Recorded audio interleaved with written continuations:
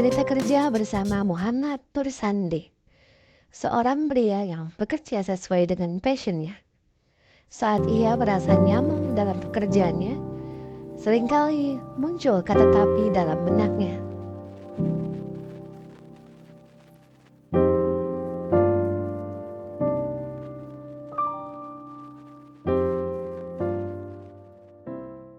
Ini sudah ada di sela-sela kita, bersama kita cerita kerja bersama M. Nur Sandi atau biasa gue panggil Sandik.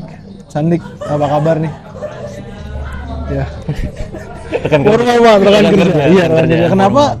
Kenapa lu nggak mau nanya kenapa gue namain penonton itu rekan kerja? Tadi sesuai briefing. Oh iya, sesuai briefing.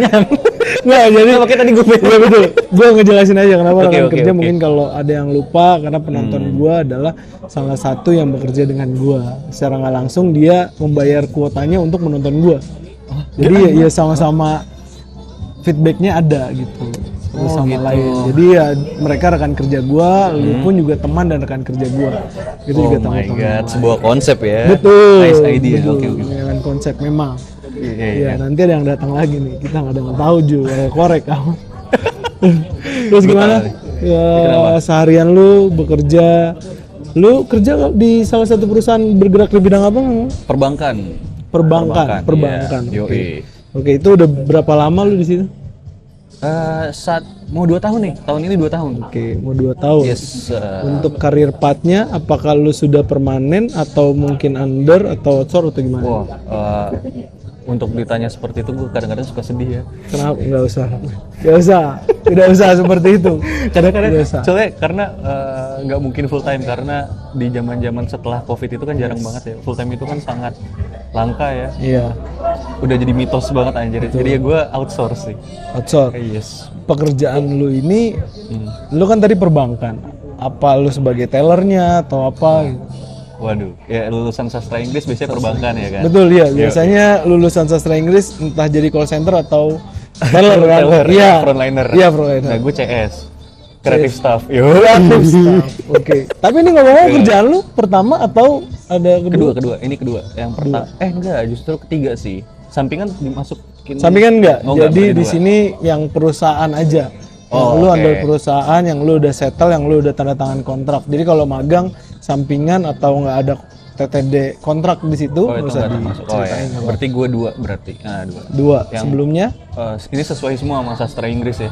Oke, betul. Yang pertama asuransi, jadi marketing ya kan? Iya. Terus abis itu sekarang perbankan. Cuman perbankannya ini bukan kreatif staff ya tadi, jadi lebih ke videographer dan video editor. Oke.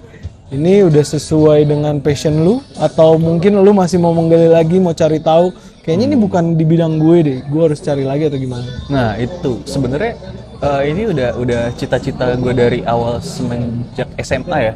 SMA tuh gue sebenarnya pengen banget masuk perfilman, tapi tidak boleh karena menurut orang tua pada saat itu perfilman itu tidak menjanjikan karena yang lebih menjanjikan adalah kedokteran, ekonomi, terus apalagi sebut apa? Polisi, PNS iya. Nah, yang berujung-ujung PNS biasanya kan. Karena mencari yang aman kan ke orang tua menilainya. Betul banget. Nah, jadi ya saat itu emang nggak boleh masuk perfilman, so karena bahasa Inggris gue bagus ya, jadi masuklah sastra Inggris.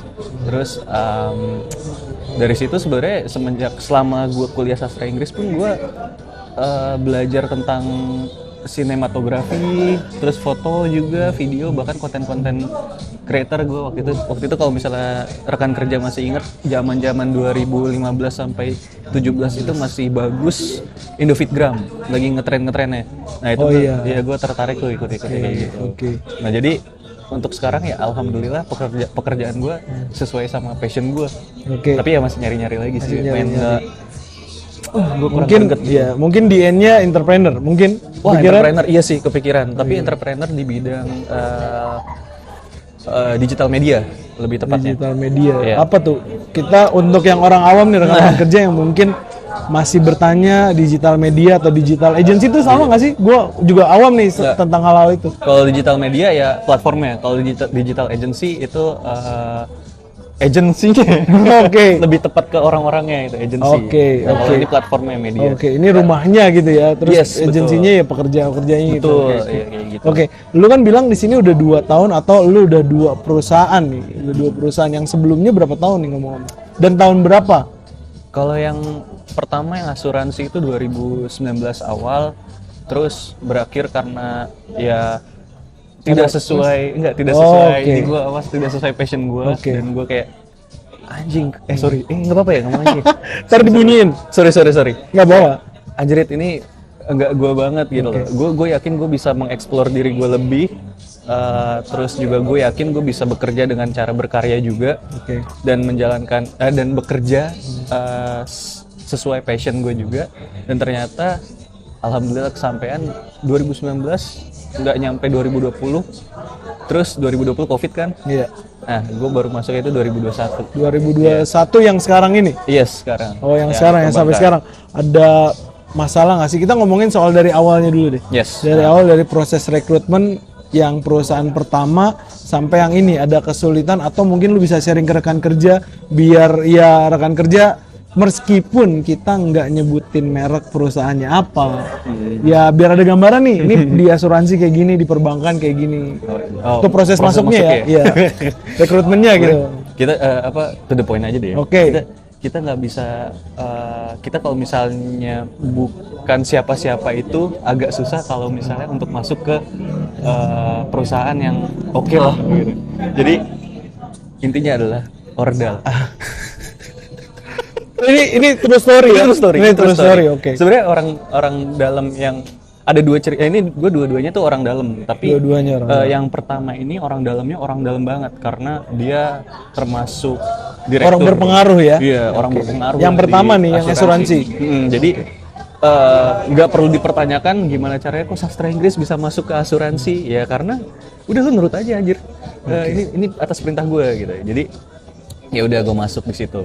Ya karena biasa lah ya kalau misalnya orang baru masuk, baru lulus. Iya, ada orientasi di situ ya. Ya kayak gitu lah, mudah-mudahan kayak gitu. Terus ya udah nggak nyaman. Nah yang 2021 ini itu orang dalam juga, tapi gue bukan langsung masuk aja gitu. Jadi gue direkomendasikan. Oke. Jadi gue saingan sama beberapa belas orang yang dites juga. Pertama di interview, terus abis interview dites, bikin video ini konsepnya segala macam ini, dan ternyata ya alhamdulillah gue keterima dari berbagai macam orang. Oke. Berarti yang pertama nggak ada yang kayak gitu? Nggak ada. Yang pertama masuk aja udah. Itu kekuatan orang dalam. Jadi memang rekan-rekan kerja untuk mendapatkan posisi enak. Oh, ngomong-ngomong ini kan lu bener-bener awam ya. Lu masa adaptasi atau orientasi lu itu berapa lama? Wah lama banget, jujur. Karena gue nggak tahu asuransi itu apa. Yes. Ya gue kuliah sastra Inggris, kayak belajar teater, Iya. belajar puisi, Iya.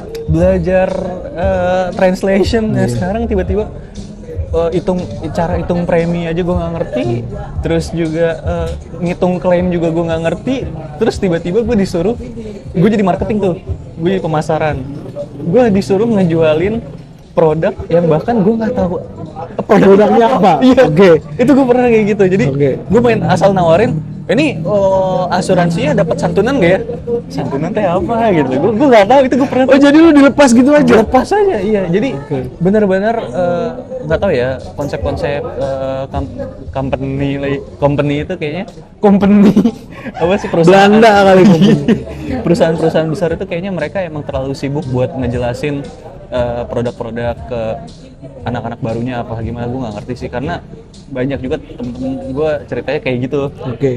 Jadi wah gue susah banget buat belajar, gue searching di Google, gue nyatet segala macam, bahkan gue juga dibilangnya kamu itu harus bisa learning by doing. Wah, Yes. itu Iya. gue kayak template biasanya kayak gitu.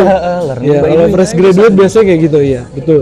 Pokoknya ini learning by doing aja Sandi, udah gitu dong. Tapi kayak gue nggak ngerti jujur. Oke. Nah itu dari situ lah kayak wah gue lama banget, 6 bulan apa ya 6 bulan baru lu ngerasa lulus atau gimana? Atau 6 bulan tuh masih ngerasa resah dengan masih kerjaan? ngerasa sebenarnya. Jadi kayak gue udah nyaman sama orang-orangnya selama 6 bulan, tapi gue nggak nyaman sama job desk gue nggak ngerti gue tuh apa gitu loh. Apakah gue cuma sekedar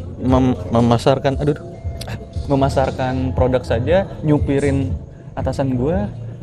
Oh ada job desk Ada gue cuma nganter-nganterin doang. Itu kayak itu gue nggak betah. Jadi gue tahu seluk beluk Bogor, gara-gara gue jadi supir. Supirin bos gue gitu loh kayak.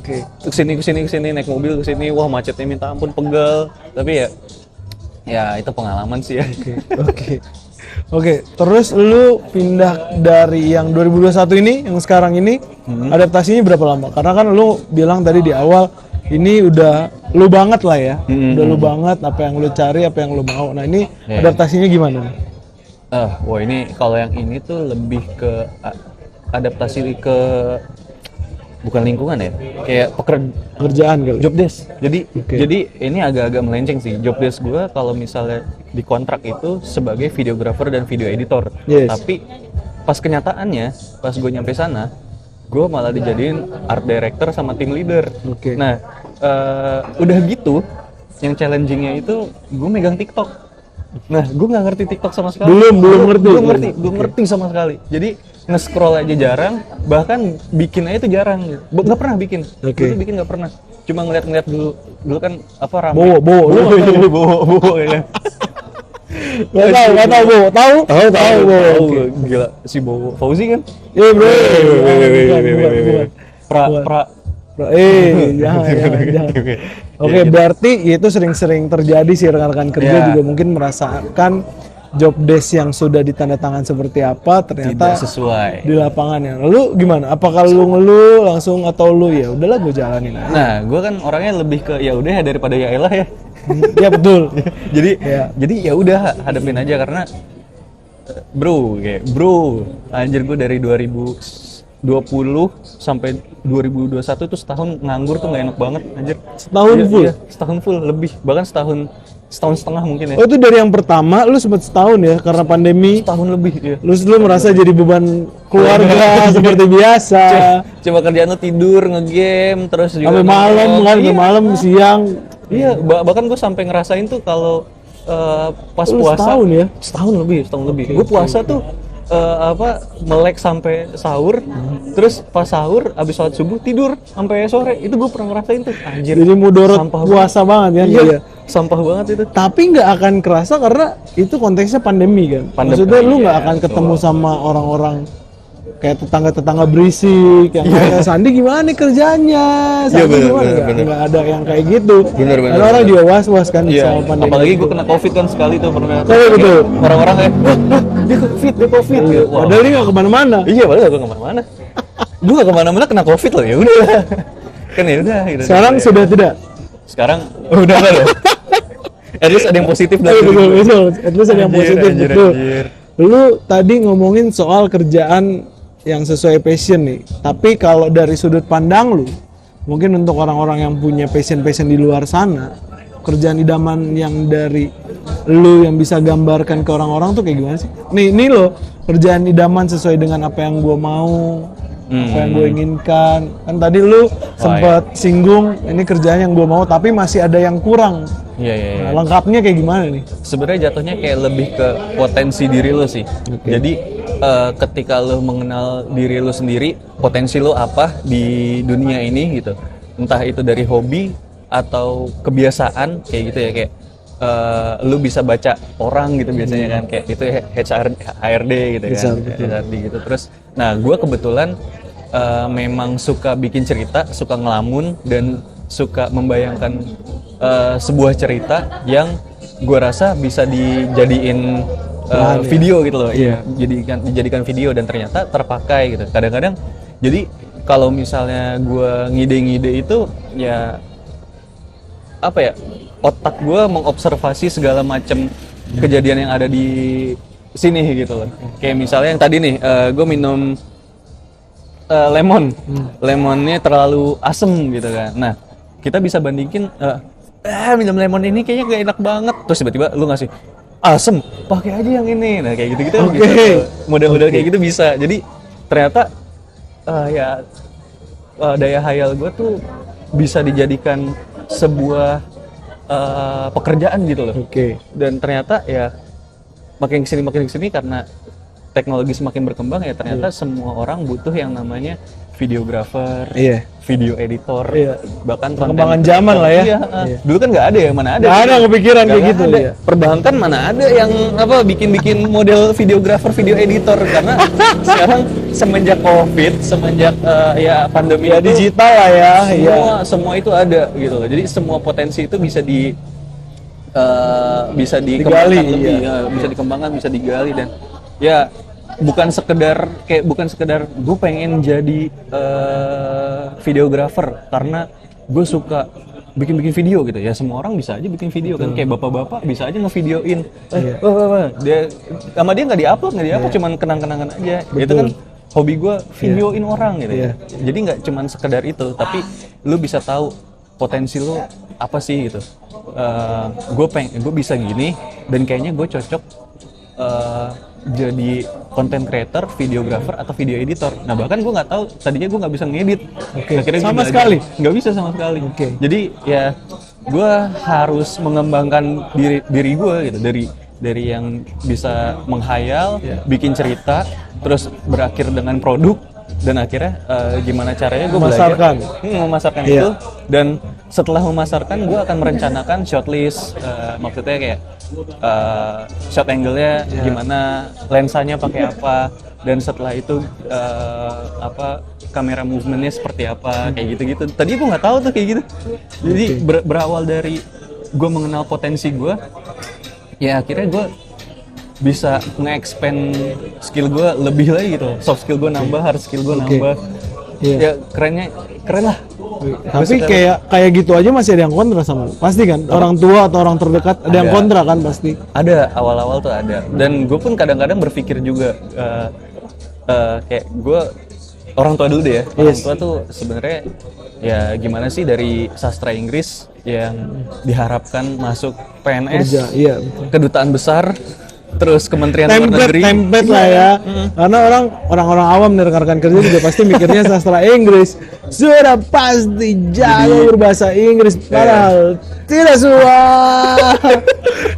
semua harus masuk IF. Iya. Masuk LIA. Tidak semua. Masuk LIA. Iya, LPI, tidak semua. Enggak semuanya kayak gitu. Kadang-kadang mikirnya guru ya. Ya guru-guru. Sastra Inggris Harus jadi guru bahasa nih. Inggris. Enggak. Ya gue videographer anjir. Videographer, video editor, dan akhirnya lengkap jadi art director yang gue nggak tahu tuh color palette tuh apa. Jujur kayak maksudnya Apa itu? ini nih di dalam frame ini ada warna apa aja untuk backgroundnya ya, kecuali di luar dari baju pakaian kita gitu. Oke. Ada warna coklat, terus ada warna abu-abu di sini, terus ada warna-warna hijau ya, menunjukkan kalau misalnya sekarang lagi event Natal gitu kan. Dan beserta dengan besi-besi sebelah sini nih. Iya betul. Tidak ada kelihatan. Iya itu. Jadi warnanya itu apa, backgroundnya itu seperti apa, dan makanya tadi gue menyarankan di sini aja kan. Iya betul. Tidak sia-sia. Sani gue bawa ke sini. Karena di sana silau. Tapi ngomongin soal orang tua yang masih mengunderestimate lu, sampai sekarang masih nggak? Udah lah, apalagi kita tahu ya, mungkin orang-orang awam atau rekan-rekan kerja juga tahu kerjaan editor tuh dia akan berjalan otaknya ketika malam-malam, bener nggak? Ya betul banget. Ya kayak kemarin kan gue ngedit sampai malam jam Iya, iya. Itu ada kesan negatif ya dari orang tua secara lu? Iya. Ada sebenarnya ada. Tapi gue entah kenapa ya, itu gue belum searching kenapa gue lebih on fire-nya itu ketika malam di atas jam 9 tuh pasti gue kayak gue nemu ide nih opening buat rumah di rumah. Kalau bisa follow ya, subscribe Rumah di Nanti YouTube. muncul nih di sini. Yoi. Yoi. Sudah jago saya. Nah, gue ngide itu pas tengah malam. Jadi kayaknya ini bagus deh kalau misalnya ini. Oh, gue bikin 2 opening gini. Gue nggak tahu tuh kenapa ya. Apakah ada risetnya? Tapi ya itu berlawanan dari orang tua gue, terutama bunda gue yang selalu, gue kan suka nyalain lagu tuh berisik banget. Pas malam-malam, tengah Iya, malam ya. Iya. Nah, kebetulan keputer lah lagu AC/DC. Yang Thunderbolt. Yang Thunderbolt lagi yang galak semua. Shoot to Thrill, tau gak? Oh iya, iya tahu. Oke. Di telepon gue langsung tidur sama mama gue, kedengeran kayaknya. Oh, oke. Berisik banget, tidur nggak sehat kalau gitu-gitu. Jadi kayak ya bunda gue selalu mengingatkan gitu loh. Jadi kalau misalnya kerja itu harusnya sesuai waktunya. Iya. Tapi entah kenapa gue lebih on fire tuh kalau malam. Iya. Kayak gitu. Tapi lu sudah mengerti manajemen waktu kan, dalam artian lu sampai malam atau lu begadang. Ya karena besoknya libur kan, lu nggak harus Oh, iya. kayak gitu. Terus Ya, jam betul. 8 pagi lu harus berangkat kerja lagi, macet-macetan, enggak kayak gitu kan. Betul. Jadi lu harus tahu porsi diri lu sendiri sih untuk bekerja ya. Kayak gue kemarin begadang ya karena gue yakin hari ini gue WFH gitu. Oke. Jadi nggak perlulah berangkat tidur jam 2:30 terus bangun lagi jam 5 biar nyampe kantor tuh jam 8. Itu kan Iya. lu tidur cuma 2 jam dan lu aktif kerja selama 8 jam dan itu nggak mungkin tenggo kan, Iya, teng and go gitu. Ini nunggu dulu, kadang-kadang ada perintah ini Kak Sandi, San, bro, set. Oke, selesai jam 8, belum lagi macet daerah-daerah Kuningan, Tebet, wah anjir itu. Tuh orang semua jam segitu kan. Yes, betul. Tapi iya sih emang harus tahu porsinya kita, porsi badan kita terutama. Iya betul. Jadi buat orang tua atau orang-orang awam, kalau anaknya begadang sampai larut dan mendengarkan lagu apa AC/DC, belum tentu dia menonton porno. Bisa jadi dia bekerja kan, kerja kan. iya. Ya, tapi gue nggak tahu Tapi apakah bisa dia jadi juga kayak apakah dia alt tab ada, coba dulu cek. incognito, new tab, Google Chrome Iya, incognito. anjir. cari dulu huruf P aja, apakah dia berganti menjadi pon atau tidak, kan kita nggak tahu. Kita pastikan dulu orang tua. Pinky boy. Tapi memang untuk di sini lu menganggap pekerjaan ini udah merasa nyaman lah ya, zona nyaman tuh ya. Iya. Dari segi apa lu bilang nyaman? Apakah dari segi lingkungan? Karena kan ada dua nih yang biasa buat Iya. nyaman. Gue pribadi di kerjaan yang sebelumnya, gue nyaman di lingkungan kerjanya, jujur. Oh, Lingkungan iya. kerjanya gue nyaman gitu menjadi diri gue. Tapi dari segi pekerjaan ya balik lagi, kalau soal hitung-hitungan gue belum banget dong. Iya. Kita tidak ditakdirkan lulusan sastra Inggris untuk Untuk pintar menghitur. iya, untuk pintar-pintar. Nah, lu gimana nih? Nyamannya ada di posisi kerja atau lingkungannya nih? Sebenarnya dua-duanya sih. Iya, betul. Dua-duanya. Karena yang lingkungan. Gue merasakan 360 derajat anjay. Bener-bener puter banget yang dimana gue asuransi sama perbankan tapi di bidang kreatif. Jadi kayak yang tadinya kantoran banget, pakai kemeja, pakai celana bahan. Tapi enggak ya, lu pakai kaos. Enggak, gue kausan Casual aja. gitu ya? Iya, kausan aja. Dan kalau misalnya lagi syuting, gue pakai celana pendek juga nggak apa-apa. Oh, gitu? Iya, yang penting nggak terbuka aja gitu, nggak senonoh. Masa Iya, betul, cuman masa sih. sepaha gitu kan, Iya, nggak enak gitu loh. Apalagi masuk gedung kan kantor lu. Iya, benar juga.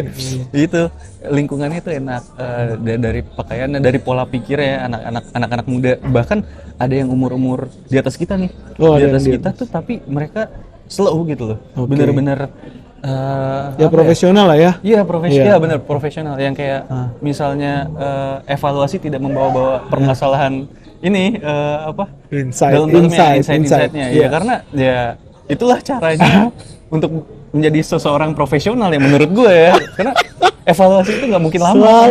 Selalu diramu, dipunya size sendiri, selalu ada inside jokes di sana. Selalu ada sarkasme yang tidak diketahui oleh rekan kerja. Pasti gak ada yang tahu. Tapi emang bener. Iya, ini yang tahu gue doang nih.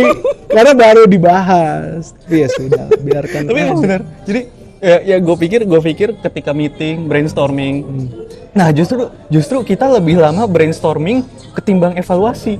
Gitu. Ya harusnya seperti itu. Harusnya seperti itu. Ya jadi buat brainstorming- brainstorming sampai deadlock deh tuh. Iya, sampai seharian tuh bisa dari jam 8 sampai jam 5 tuh brainstorming nggak jadi masalah gitu menurut gue. Tapi kayaknya nggak pernah sampai kayak gitu sih. Kita Paling lama kita sampai ini, jam? dari misalnya kita masuk jam 10 itu sampai jam 3 itu udah selesai. biasanya. Nah, kalau evaluasi kan biasanya kita cukup 15 menit atau setengah jam. Oh iya? Iya, kayak gitu. Jadi kayak misalnya ada Masing-masing divisi yang ngomong atau orang hanya beberapa orang sih, terutama jadi nggak semua per orang yang ngomong. nggak semua. Jadi Jadi perwakilan divisi aja kan? perwakilan aja. Jadi kira-kira apa sih yang bisa kita perbaiki Improve untuk next depannya, project-nya. iya, Nah, ya kayak gitu-gitu aja. Jadi nggak ada tuh ya gitulah ya. Oke. Masih berusaha masih untuk insight dia enggak. Ini untuk penutup aja. Oke. Apa ya? Tadi lingkungan ya? Lingkungan. Iya, lingkungan. Terus satu lagi apa? Kerjaan lu, Iya. lu. Iya. Ya kerjaannya ya itu sih tadi potensi bener ya. Lu mengenal potensi lu dan lu tiba-tiba bisa nge-expand potensi lu ternyata dari menghayal aja, ini dari menghayal loh. Dari menghayal sebuah cerita aja lu bisa bikin sebuah ide branding, storyline, storyboard, mood board, terus ya video juga, terus juga shortlist, bahkan ngedit, terus desain thumbnail, desain poster. Kan tadi aku nggak bisa tuh kayak gitu-gitu waktu zaman kuliah tuh. Akhirnya bisa. Ada toke Mas. Tidak perlu dihiraukan. Ya, oke. Udah itu aja sih. Oke. Berarti untuk yang terakhir, Sandi, ada pesan nggak untuk rekan-rekan kerja yang mungkin masih struggling, masih fight sama hidupnya, yang masih belum nemuin jati dirinya? Apa lu kan udah merasa ya, lu merasa sudah mendapatkan passion dalam bekerja lu. Mungkin ada teman-teman yang belum mendapatkan passion kerja, lu ada pesan nggak yang mungkin mau disampaikan, harus apa, harus gimana gitu? Oh iya. Karena kan nggak langsung nih, lu nggak langsung dari lulus, lu harus jadi agen asuransi dulu, bisa dibilang agen asuransi, marketing asuransi. Ya selang 1 sampai 2 tahun kan, itu lu kerjanya setahun, nganggurnya setahun kan, 2 tahun kan, berarti lu harus menemukan itu ya dalam 2 tahun, mungkin lebih mungkin. Ada lu pesan-pesannya gimana? Wah banyak sih, bener-bener banyak sih pesan gue. Ini sesuai pengalaman gue juga ya, yang maksudnya ya tadi dari 1 tahun nganggur, gue pun nggak ngapa-ngapain gitu loh. Jadi yang pertama itu harus evaluasi diri, bener-bener evaluasi diri. Jadi apa yang salah dari diri gue ketika gue bekerja selama itu di asuransi gitu ya. Gue kenapa ya? Kok gue nggak merasa nyaman ya di sini? Kenapa gue nggak oke gitu di sini? Oh ternyata karena ya emang gue merasa diri gue bisa lebih baik dari ini, dan gimana caranya? Kenapa bisa merasa seperti itu? Oh karena gue bisa membuat sebuah ide gitu loh, dari yang employee gathering tadi gue cerita tuh, yang bikin teater, warkop hari ringkuring. Ya makin mengerucut nih kantornya di mana. Oh iya, nggak apa-apa. Gue nggak nyebut nih. Nah terus itu evaluasi diri, dan lu tuh harus menerima evaluasi diri, dan lu juga harus menerima sebuah kritikan dan saran. Jadi jangan nanti kritik lah ya. Iya, ketika lu dikritik ya udah nggak apa-apa gitu loh, biarin aja dikata-katain. Kayak misalnya gue ikut lomba film pendek waktu itu, dan gue alhamdulillah menang 10 besar, tapi nggak menang juara 3 atau 21 gitu loh. Tapi ya at least gue, wah keren juga gue menang gitu loh, bisa sampai situ. Ya gue dikritik dan diberikan saran gitu loh. Nah ya lu jangan baper ketika dikritik, karena ya itulah mereka gitu. Meskipun mereka ada yang tahu videografer, filmmaker seperti apa, membuat film seperti apa, atau mereka tahu atau tidak, ya lu terima aja dulu, dan saran-sarannya ya juga terima. Masuk kuping kanan ya jangan dikeluarin kuping kiri, lu telaah dulu, balik lagi. Bener nggak ya? Evaluasi diri. Nah, lu bisa nggak tuh gitu? Nah, lu juga harus berani. Yang ketiga ya, lu juga harus berani ambil resiko. Karena ya kayak bisnismen aja ya, entrepreneur ya, semuanya bakalan harus beresiko ada, ya. Semua hal itu ketika lu memilih itu beresiko, apalagi jadi pemimpin kayak Pak Jokowi ya. Baru mulai cuy. Jangan ke arah situ cuy. Oke. Semua serba salah gitu kan. Ya. Lu memilih lu keluar dari perusahaan ini, apakah lu bisa dapat pekerjaan yang lu inginkan, atau lu akan nganggur, atau lu akan ya membuka usaha sendiri gitu. Itu kan semua pilihan lu akan mempengaruhi lu ke depannya gitu loh. Tapi resikonya juga berbeda-beda. Nah, makanya lu harus berani ambil resikonya, dan setelah itu lu harus pecahin permasalahan itu. Kayak ini contohnya lagi ya, gue keluar dari asuransi, gue yakin gue keluar, gue ambil resiko, gue pengen jadi videographer, karena gue pun bisa bikin sebuah ide cerita, konsep gitu-gitu. Nah, saat itu kan COVID ya, Nah, Kalau keluar COVID ya? COVID Pas ya, COVID. Oke. Nah, gimana Tapi itu caranya? sebelum lu belum ada tambalan kan, dalam artian lu belum apply kemana-mana, lu murni belum. bener-bener nekat keluar aja. Bener-bener nekat. Gue pengen apa, main, pengen ini, tapi ya gue sadar gitu loh, kayak maksudnya gue nggak bisa gini-gini aja. Dan iya, tadi sampai mana lagi anjir? COVID Keluar pas COVID, ya, oke. Ya udah, gue setelah COVID mereda, gue tuh kemana-mana cuy. Jadi gue digital kemana-mana, daerah Margonda gue samperin satu-satu. Oke. Kafe-kafe tuh, gue mau nggak ini buat video, mau nggak ini saya fotoin. Oke. Iya, wah itu sampai keringetan banget tuh. Oh, itu sebelum kerja di yang sekarang? Iya, sebelum kerja yang sekarang. Oke. Jadi gue nggak tahu sih anjir, baru tahu. Gue nggak cerita. Tapi kan gue pernah tuh bikin kartu nama introvert. Iya. Di follow ya introvert. Iya, di introvert Instagram. boleh di-follow. Introvert_project. Ya itu gue bikin kartu namanya. Gue kesana kemari sampai yang oke itu Jacob's Coffee. Jadi gue sempat foto-fotoin video. Ada tuh di Depok gitu. Baik orangnya juga. Iya. Ini juga tempatnya juga. Baik. Namanya sebut gak? Nanti aja. Oke. Ya itu kayak gitu. Ya lu tau lah resikonya apa. Ya ketika lu bisa lu bisa mengevaluasi diri, menerima kritik dan saran, terus mengambil resiko juga dari hal itu, ya lu bisa bukan mudah-mudahan lagi, gue yakin lu bisa belajar lebih lagi dan ya mimpi mah nggak akan kemana-mana gitu.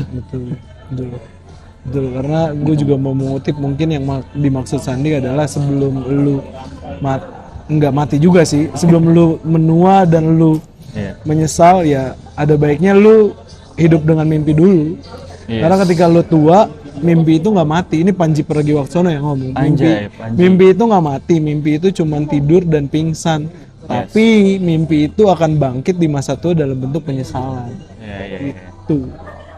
Sandik. Dan gue tambahin lagi, boleh ya? Dari Windah Basudara. Ayo boleh. Oke, apa?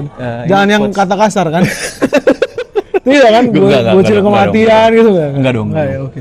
Windah Basudara pernah berkata, aduh gue lupa exactnya seperti apa, tapi gue ini lagi ya, gue modif lagi. Simpulkan mungkin. Jadi kejarlah mimpi sampai kita bisa gitu. Dan ketika mimpi itu tidak bisa dikejar, tenang saja kawan-kawan, masih ada mimpi yang lain yang bisa kita kejar. Salah satunya ya gue pengen jadi apa sih namanya, filmmaker gitu. Dan ternyata filmmaker terlalu tinggi gitu loh. Gue kejar dulu yang jadi videographer. Siapa tahu nanti nextnya bisa jadi filmmaker. Ya, who knows? Yes. Gitu men. Oke, jadi rekan kerja terus struggling, terus berjuang ya. Jangan lupa titik-titik karena selalu ada bintang tamu di balik setiap interview dan pembahasan di konten ini. Cerita kerja di sini. Ya, oke. Untuk cerita kerja bersama Sandi kita tutup. Terima kasih Sandi. Yo, sama-sama.